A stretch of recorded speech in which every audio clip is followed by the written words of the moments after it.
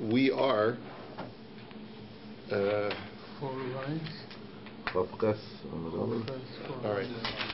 Amud Aleph. We were talking about birds yesterday, and we said we saw three brises yesterday. The first brisa used was from a different school of hermeneutics, which used the principle of riboy miyut v'riboy, and therefore it was very liberal in things that are included in the purview of what you can use Meiser Sheni money for, including fish. The latter two brises are from the more conventional hermeneutic school of klal u'prat u'klal, and therefore their method of derivation limits the klal to things which are contained within the prat. The general statement of you can buy whatever food item you want is limited by the four specific items that are listed in the prat. And those four specific items, Rashi tells us, have three characteristics. Now, the three characteristics that those things have are that they are what's called a pre-mi-pre. They are a food item that is born from another food item, a fruit born from a fruit, which in cases of produce is self-explanatory, but because produce comes from seeds. But in the case of animals, a cow is born from another cow. That's a fruit from a fruit. Okay? So animals and produce are included in the klal u'prat. Gidule karka, that means that they derive their sustenance from the soil. With plants, that's self-explanatory. With animals, that's also clear that they get their nourishment from the soil. And the third criterion is vlados haaretz, that their incipient creation, when God created them in Genesis, they were created from the soil. Remember, those three criteria are what the Gemara adduces are what you need in order to be part of the klal u'prat u'klal, where you're allowed to use Meiser Sheni money to purchase the item, whether it's produce or an animal. The question that came up yesterday was, what about birds? Birds have two out of those three criteria. Birds have the criterion that they are pre-mi-pre, they are a fruit from a fruit, and number two, they get their sustenance from the ground. But they were not created from the soil, but rather they were created from the rekak, which is this muddy, primordial material, mud, that is not the same as soil, even though mud is a mixture of soil and water, but it's a different kind of material. So the Gemara therefore wishes to argue that there's a machlokes in the latter two brises, both of which use the hermeneutic school of klal u'prat u'klal, whether birds can be purchased with Meiser Sheni money. So now the Gemara is going to explain what the machlokes is. So the Gemara now says as follows. Man demar bi ofos my time, uman demimayit ofos my time. So what is the reason of the brisa that says that birds are included in Meiser Sheni purchases? And what's the reason of the one who says that they're not included? So man demar bi ofos ksaver klola basra davka pradu klal nasa klal mosef al haprat v'israbeluhu kol mili v'hani klola kama l'mauti kol delodamile mishnei tzdadim. I'm going to explain it in not as literally as the words themselves, but the way Rashi explains it. There are two ways of looking at a klal u'prat u'klal. One is to view remember, klal u'prat u'klal means a general statement at the beginning and a general statement at the end, and sandwiched in between those two general statements are specifics. And we know that klal u'prat u'klal ein lecha bo klal ela masha bifrat, that the klal is limited by the rules of the prat. Whatever the specific examples are, define what is subsumed under the general category. Okay? But there are two ways of looking at the two klals, the one at the beginning and one at the end. One way is to say that the second klal has primacy, and therefore, because it comes at the end, it is a more inclusive statement, and the prat limits it to specific kinds of criteria, but you don't necessarily have to fit all of the criteria. You can fit most of the criteria. And that's what the first klal is coming to tell you. The first klal comes to tell you that, rather, the latter klal comes to tell you that you can fit in, all you need is one of the criteria. But then the first klal comes in and it tells you you have to limit it by saying that you have to fit the majority of the criteria. That's one way of looking at it, is that you look at the latter klal, which is coming to be more inclusive, as coming to be the sort of the engine that runs this system. And since the system ends with this primary klal, which is a more generalizing statement, then as long as you can fit the majority of the criteria of the prat to the case in question, then it fits. And therefore birds, since they fulfill 2 out of the 3 criteria of similarity to Meiser Sheni that's contained in the pasuk, the pratim that are contained in the pasuk, so therefore they are also included in Meiser Sheni purchases. That's the first opinion, and that would explain why birds are included. However, uman demimayit ofos ksaver klalakama dafka klalu prat ve'ein bichlal elamasha bifrat hani in midi achrina lo ve'ahani klalabasra leribuye kol adami lemishloshet stadim. And the second opinion is that the first klal is the klal that has primacy. The first general clause is a clause that has primacy, and you look at it as a klal prat, as your primary structure, where the prat is coming to extremely delimit that you can only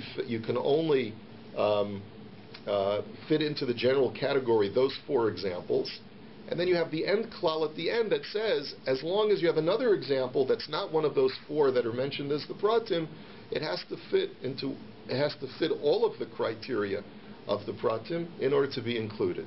And therefore, according to this latter opinion, you have to, if there are 3 features of the pratim that they share in common, then anything else has to fulfill all 3 of those feature criteria in order to be included. And since a bird only fulfills 2 out of the 3, then it doesn't fit the criteria, and therefore you cannot use Meiser Sheni money to purchase it.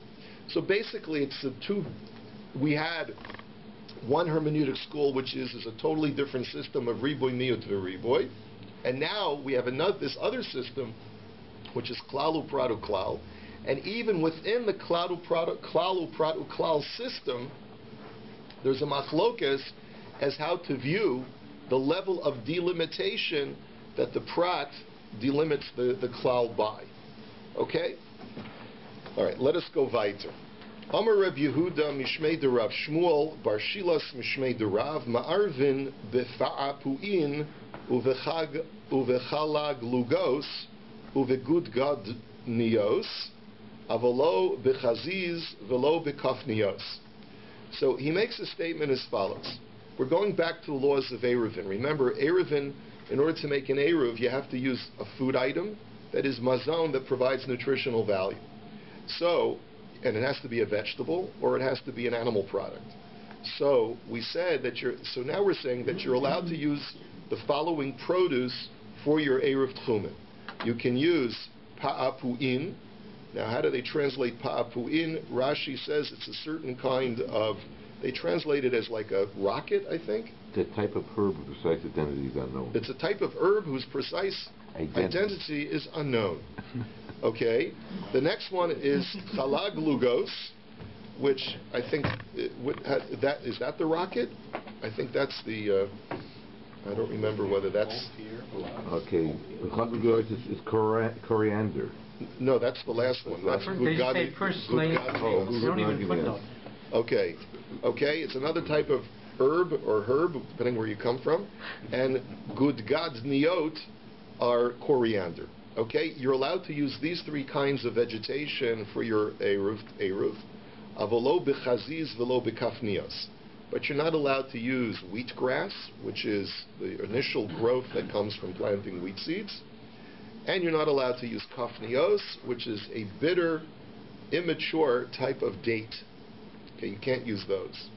So now the Gemara says, uve gud gad nios mima arvin. Since when are you allowed to use gud gad nios, coriander? The Hatanyo good God's nios meru beibonim yochlu chashuchei bonim lo yochlu. That when it comes to coriander, if you have a lot of kids, you can eat it because it diminishes your sperm count. And so if you already have a lot of kids and you're looking to cut your budget, so then go ahead and eat coriander, right? But if you don't have a lot of kids and you're trying to have more children, then don't eat coriander because it's going to render you more infertile. So v'im hukshu l'zera, and if the coriander has matured to the point where the seed has matured inside the plant, and in which case the stalk becomes hard, af meru beibonim lo yochlu, then even if you have a lot of children, you shouldn't eat it because it's not healthy.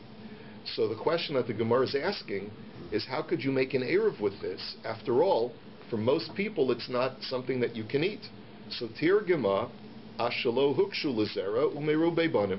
So one answer is that when we say that you're allowed to use and make an eruv out of this coriander, it's when it's not yet hardened, and it's for people who already have a lot of kids.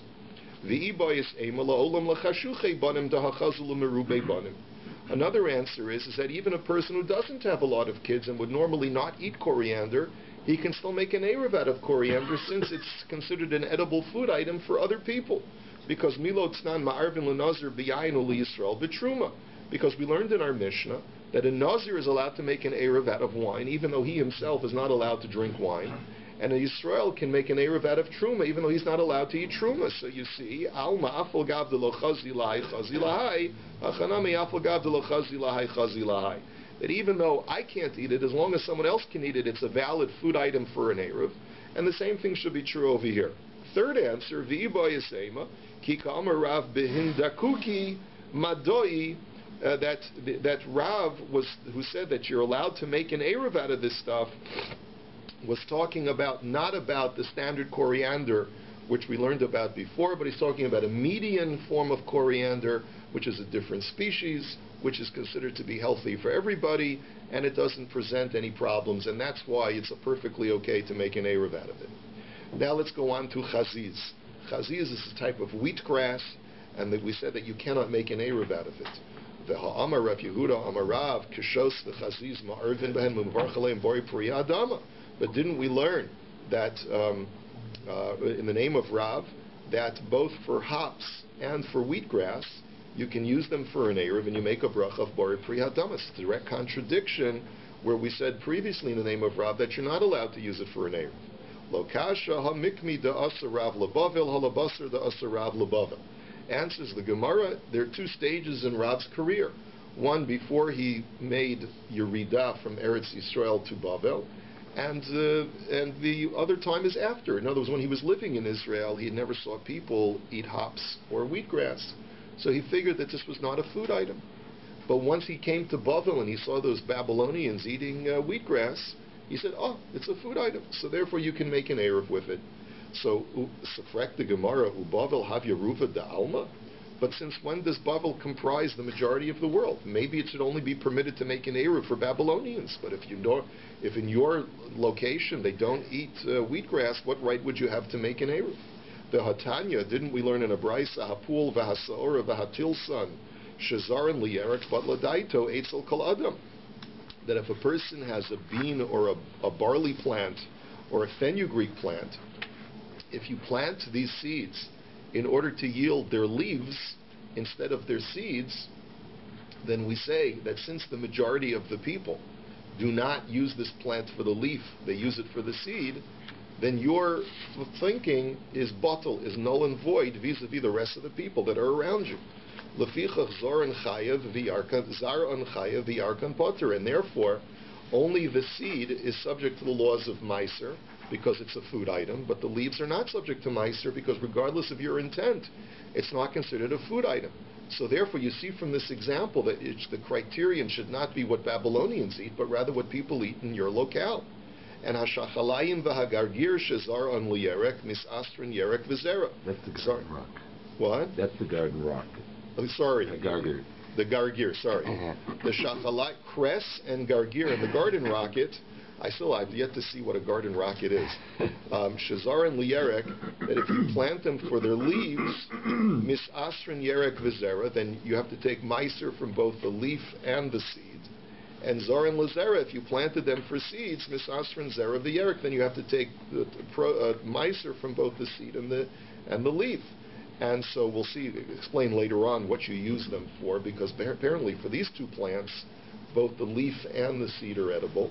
So the Gemara now answers. So basically, we have a kasha. How can you tell me that just because they eat it in Babylon, that it establishes a criteria of a food item everywhere else? Answers the Gemara, Ki ka'amar Rav b'dagnu nisa, that Rav was talking about a certain kind of wheatgrass which grows in a greenhouse or a garden, which is cultivated specifically for human consumption.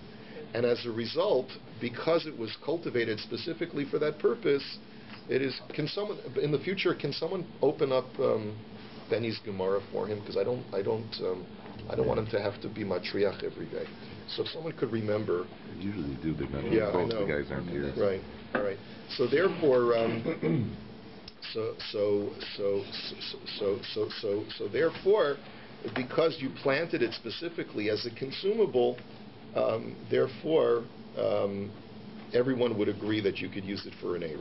Now, Zera Gargir L'maychaz, let's go to this garden rocket plant, okay? What do you use the seeds for? The Gemara doesn't understand. What do people use the seeds for? So, Amar Rav Yochanan Shekain Rishonim Shelo Haya Lehen Palpalim Shochakin Oso Umatbilin Boas Atzli. The answer is that this is sort of like the poor man's peppercorn. In places where they don't have the earlier generations, I guess, who had trouble cultivating the peppercorn, they would use this type of seed. They would grind it up and use it as a spice for roasted meat. I guess sort of like a pastrami. Really spicy? I don't know. Could be. You would grind it up. You would coat the outside of the roasted meat with this spice. You'd roast it, and it would come out good. Now, Reb Zera ki hava cholish migirse hava asl v'yosef apischa de Rav Yehuda bar Ami. Reb Zera had a medical condition such that he couldn't spend extended periods of time studying because he would get headaches. He wouldn't feel good. So he would study for a certain amount of time, and then he'd have to take a break. But he said during his break, he says, Amar kinafki v'ayli rabbanan ekom mikamaya v'kabel buhu agara. He says, I'm not going to just go and shoot the breeze when I'm taking a break. I'll sit by the entrance of the base medrash, and so that when Talmidei Chachamim come in and out, I'll be able to get a mitzvah of standing up and giving them honor. So I'll be able to do a mitzvah. So anyway, so nafak asa yenuka devei Rav. So at this moment, a little kid walks out of the base medrash. Now it doesn't say that he stood up for. It doesn't say Reb Zera stood up for him. So I think that there's a little musar haskell here. You'll see in just a second. Amrlei my agmerach rabach. So Reb Zera says, what did you learn from your Rebbe? So Amrlei ksho spori pri ha'adama chaziz shehakol niya bidvaro. He says, I learned from my Rebbe that for hops you make a bori pri ha'adama, and for chaziz, this wheatgrass, you make a shahakol. So Amrlei adarabba ibcha mistavra haime ara kamarbi v'hame avir kamarbi. So Reb Zera said to him, it would seem to me that just the opposite makes sense. That it should make sense that you should make a shahakol on hops and a bori pri hadama on chaziz, on wheatgrass. Because why? Because hops grows not from the ground. You don't plant it in the ground directly. It grows on top of other plants. And therefore it seems that it gets its sustenance not from the plant but from the air, just like mushrooms and other spores. And chaziz is something that grows from the ground, so why shouldn't you make a bori pri hadam? The hilchasa ki yanuka devei Rav. But despite Reb Zera's logical argument, the child was correct. And that was why I think there's like a musar haskell, because Reb Zera could be, he didn't figure what I have to stand up for a little kid for. But you see that he learned something valuable. We learned something valuable even from the yeshiva bacher. My time, hi gamar peri v'hai gemar peri. So the answer is that the reason why you make a shahakol on the wheatgrass is because that is not the final produce of the plant. The wheatgrass, if you let it grow, grows into a stalk when it comes to fruition, grows into wheat. So you want to harvest it before it's matured, and therefore it's not a finished produce, and therefore it only gets a sha'akol. This is a sugya we learned in Maseches Brachas, right? And umay deka amar taimei ara korabi v'hamei avir korabi lohi, because kshos nami me ara korabi doka chazina dekatlinan lo lehizmi umaysa keshusa. And as far as your argument that the hops is like a spore, that it gets its sustenance from the air, that's not true. As someone pointed out in the Steinsaltz Gemara to me this morning, that is considered to be a parasitic plant. Basically, it wraps itself around another plant, but it draws gets its nutrition from the root system of the other plant. So that if you were to uproot the parent plant, the kshos would also perish. So it's not that it gets its sustenance from the air. It does get its sustenance from the ground, but via the parent plant that it is parasiting off of.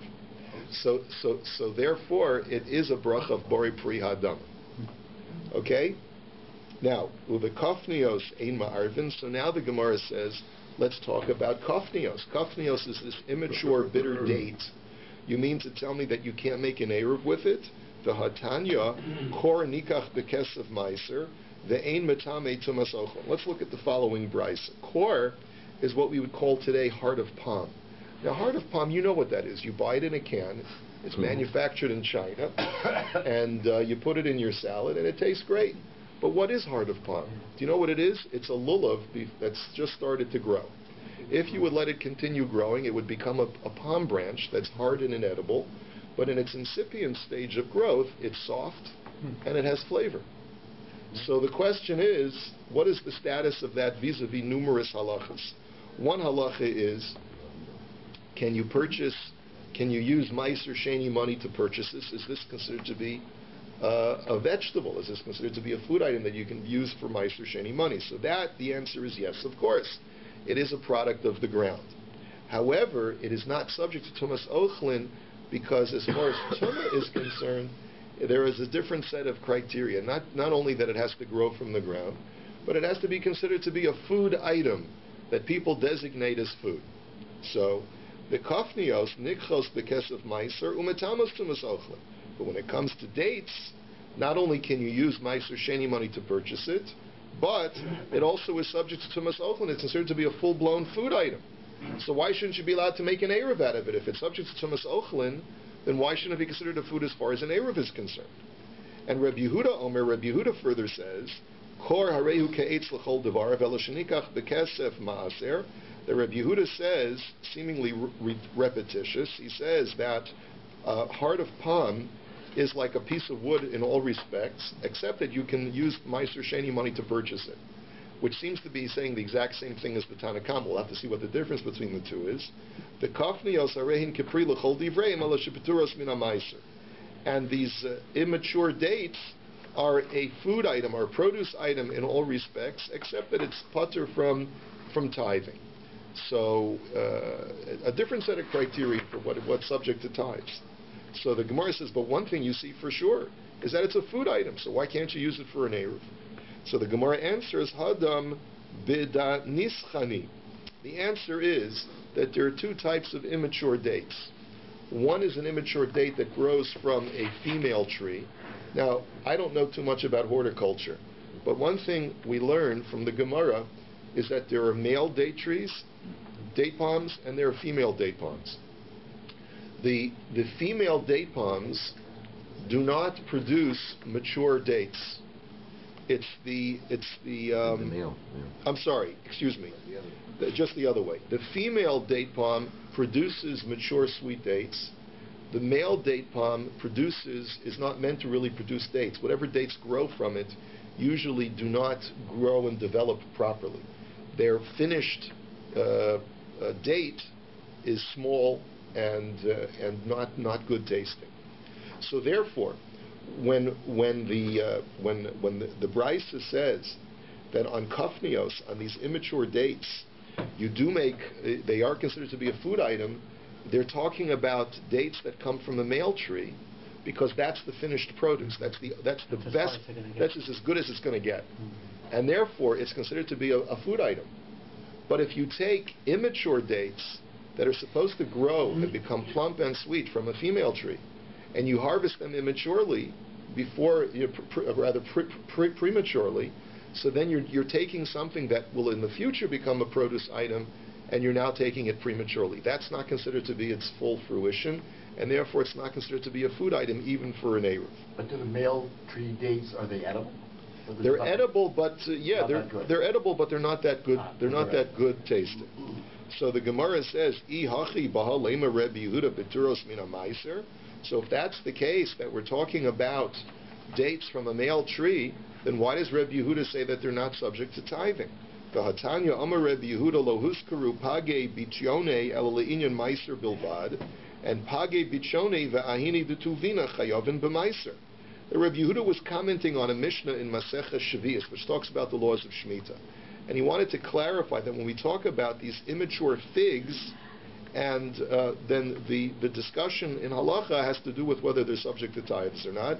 And he clarifies that immature figs and immature dates or sour dates that are grown from a male tree are still subject to meiser. They're still subject to tithes. So how could Rebbe Yehuda say in this brisa, if you're telling me the brisa is talking about dates that come from a male tree, that they're not subject to tithes, and Rebbe Yehuda says exactly to the contrary. So ela la'olam lav b'nistani uli inyan tumas ochel and shiny. But rather, says the Gemara, I have to modify my original position. The brisa that talks about the immature dates is talking about where they come from a female tree. And that's why you can't make an eruv with them. The question then is, well then why does Rebbe, and therefore Rebbe Yehuda says that they're not subject to tithes because it's not a real produce item. Then why then are they subject to tumas ochlin? Why is it considered to be a food item? The question is, why is it considered to be a food item?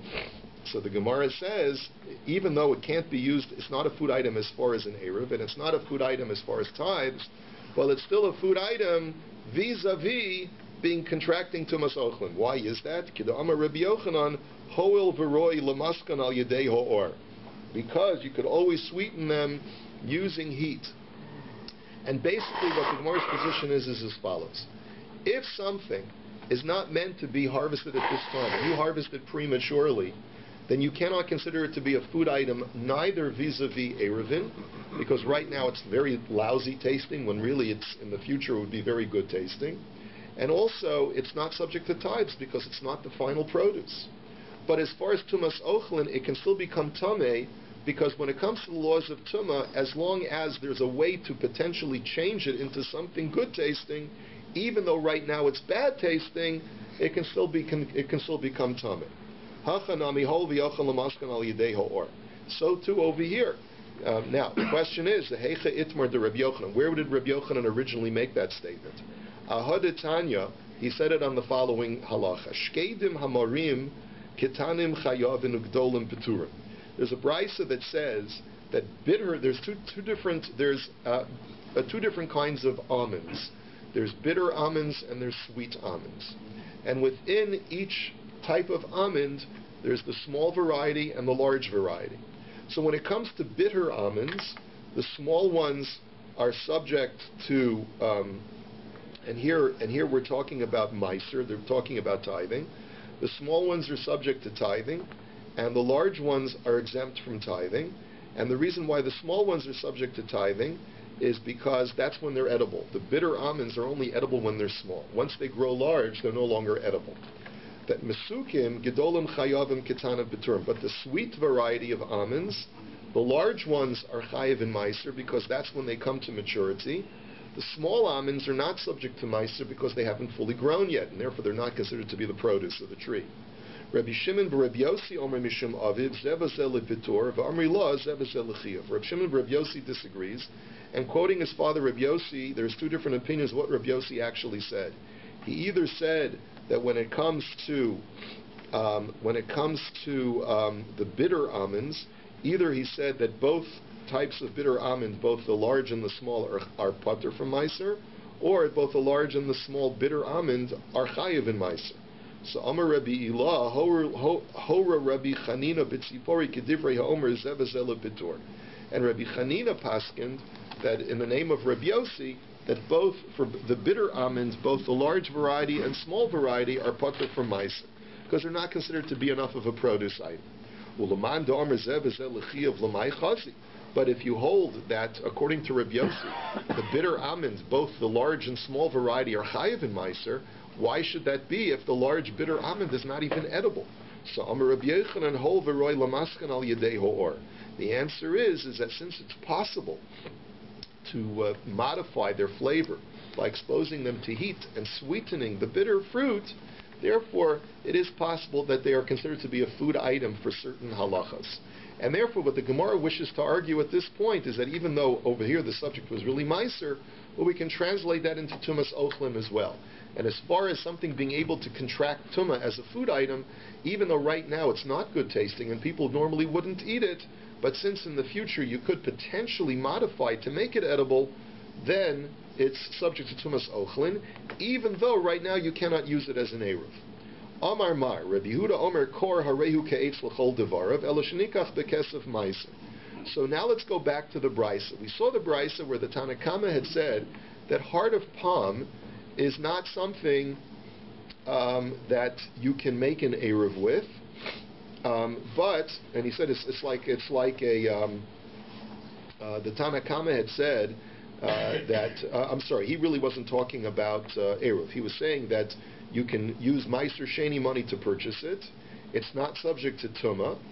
And Rabbi Yehuda seems to say the same thing. He says it's like a piece of wood, but you can use Meiser Sheni money to purchase it.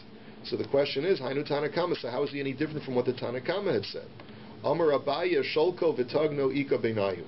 The answer is, what if you would take this heart of palm after it's already been hardened and you were to boil it and you were to fry it, so that according to Rabbi Yehuda, it would not become subject to tumas ochlim, and according to the Tanakama, that even though it's considered to be like a piece of wood, but since you can modify it, it is going to be subject to tumas ochlim. So maskef larava miika lamanda omar sholko v'tagno lo. Who would ever hold that once you render it edible, that it's not going to contract tumas ochlim? How can you say that that's the machlokes? The hatanya ho'or v'hashilya in matamin tumas ochlim, but or sheshalko v'shili shakisha v'le matamin tumas ochlim. It seems that in the case of an animal's hide or its placenta, then normally those things are not considered to be a food item as far as tumas ochlim. However, if you boil the hide to render it edible, or if you designate the placenta as a food item, so then they are subject to tumas ochlim.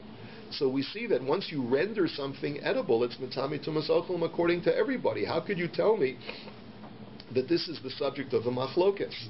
So ela amar rava ike beinayhu bracha. But rather the Gemara says no. The machlokes between the Tanakama and Rabbi Yehuda regarding heart of palm is not in regard to whether it's subject to tumas ochlin. Rather, the machlokes is what bracha do you make on it? The itmar kor Rav Yehuda Omar bori priha adama u'shmuel Omar shahakol niya bidvara. And that's going to be the machlokes between the Tanakama and Rabbi Yehuda and the Brisa. The Tanakama will say that you make a bori priha adama because it's considered to be a vegetable or an act of a produce of the tree, and Rabbi Yehuda will hold like Shmuel, who says that you make a shakol niya bidvar because he calls it an eitz ba'alma, because it's like a piece of wood. You don't make a bracha. Whatever bracha you make, it's only a shahakol because it's not the real produce of the tree. Rav Yehuda Amar Bori Pri Hadama Uchlahu. The reason why Rav Yehuda says you make a Bori Pri Hadama is because it's a food produce item. And Shmuel Amar Shakol Niya Bidvaro Kevin Shesofa Lahakshos Lamavarchin Iluya Bori Pri Hadama. And why? Because since it eventually will harden and become a branch, it only deserves a shahakol because it's not really a produce item. So Amalei Shmuel Rav Yehuda Shinana Kavosech Mistavra Tatznon Shesofa Lahakshos Lamavarchin Iluya Bori Pri Hadama. So Shmuel, who had originally said that it only gets a shahakol, wished to retract. And he turns to Rav Yehuda and he tells him, sharp one, my smart colleague, your argument makes more sense, that you should make a bori pri hadama on heart of palm. because I have another example of a vegetable that eventually hardens, which is the radish. If you leave a radish in the ground for a long time, it'll become as hard as a rock, and yet while it's still soft, you make a borei pri hadama. So just because eventually it will harden does not mean that it warrants only a shahakol. So Velohi, the Gemara says, but that argument that Shmuel tried to offer to Rav Yehuda in his defense is not a valid comparison, because it's no nati inshi adait the pugla, diklalo nati insha adait the korah. Because the difference between the two is that people plant radishes for radishes. People don't plant palm trees to be able to harvest the heart of palm. And therefore the Gemara says, V'afal gav dekal se Shmuel Rav Yehuda hilchas hakavasa de Shmuel. Even though Shmuel actually praised Rav Yehuda's shita of making a borei pri hadama, we paskin like Shmuel and only say shahakol niya bidvaro on heart of palm. The question is, what bracha do you make on heart of palm today? If you recall from Maseches Brachos, we had this discussion. It depends. If the palm tree was planted for other purposes, like for the date or for the lulav, then you would make a shahakol on that heart of palm, because it wasn't planted for that purpose. But I'm sure that somewhere in Taiwan, they plant whole orchards of palm trees specifically to harvest the heart of palm. In which case it should get a borei pri hadama, because the whole svara to make a shahakol is that it wasn't planted for that. But if it was planted for that purpose, then you'd make a borei pri hadama. But if we don't know what they had in mind. But you do know. You do know. That's what I'm trying to tell you, is when you have the heart of palm today, when you buy it in the store, what do you think? They got millions of them, right? Everything is industrialized. Cost just one. But by the way, this presents other issues. What bracha do you make on orange juice? So the Gemara says also, at least one argument to make a shahakol on orange juice is because it wasn't planted. It was planted for the fruit, not for the juice.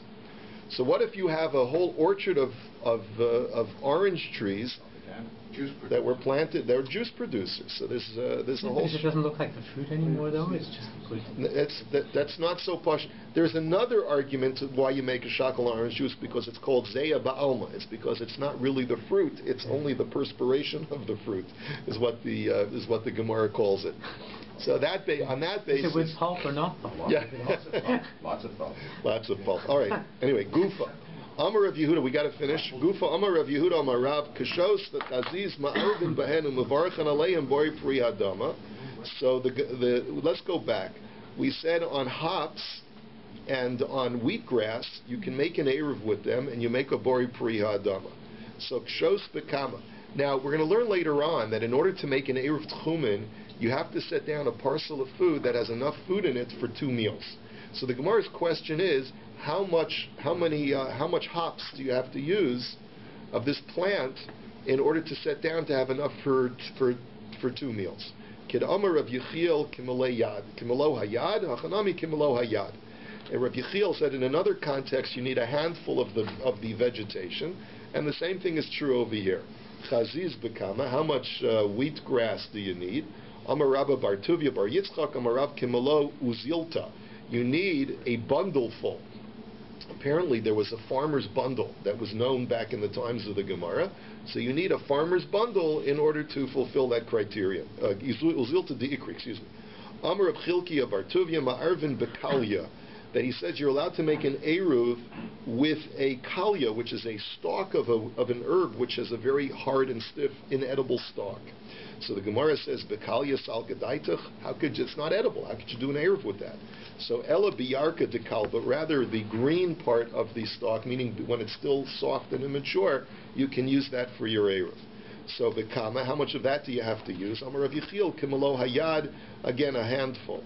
Rabbi Yirmiyah nafak l'kuriyasa bo minei maula ariv bepulin lachem. Rabbi Yirmiyah once went out to the village where there were a bunch of farmers, and they asked him, "Can you make an eruv with soft, fresh beans?" Normally, you wait till beans get hard and then you boil them, but here they were fresh beans, and he didn't know. He was a city slicker. How's he supposed to know, right? It's like when people ask me questions about industrial manufacturing, about kashrus products. I have no idea. I don't work in a factory, so you got to go to an expert who's in kashrus. He visits the factories. Rabbi Yirmiyah was a city slicker. He didn't know anything about fresh beans. So lo hava biyadek. He asked the Beit Medrash, but when he came to the base Medrash, so Amrulay, they said to him, Hachi Amar Reb Yanai ma'arvin bepulin lachen. You are allowed to make an eruv with fresh, soft beans. Vikama, and how much of the beans do you have to use? Amar Rav Yechiel Kimlo Hayad, again a handful. Amar Rav Hamnuna Ma'arvin B'tardin Chaim. You're allowed to make an eruv with fresh beets. Now normally the beets that you and I eat, they're boiled, they're pickled, and you would never want to eat a fresh beet. It's probably as hard as really hard, as hard as a rock, and probably not so sweet. So the Gemara says, Eini v'amar Rav Chizda silka chaya katel gavra chaya. Didn't Rav Chizda say that fresh beets kill living people? It's a play on words because the word chai means raw and it also means living. So a living beet kills a living person, right? So how could you ever make an eruv with that if it's not considered to be a good food item? So the Gemara says, Hahu bebashal v'lo bashal. The way Rashi explains is that it's when it's only partially cooked, it's very bad for you. But if it's totally cooked or it's totally raw, then it's a food item. And Ika Darmi, others learn, Amar Rav Hamnuna ein ma'arvin b'tardin chayin, that some learn that Rav Hamnuna says you're not allowed to make an eruv with fresh raw beets. The Amar Rav Chizda silka chaya katul gavra chaya, because as Rav Chizda says that raw beets kill living people. But don't we see that people eat them and they don't die? Hasam bebashal v'lo bashal. There, and when Rav Hamnuna says that you can't make an eruv, he says it's only when it's partially cooked you can't make an eruv. But when people eat raw beets, they mamish raw, and then it's okay. Have a wonderful Shabbos.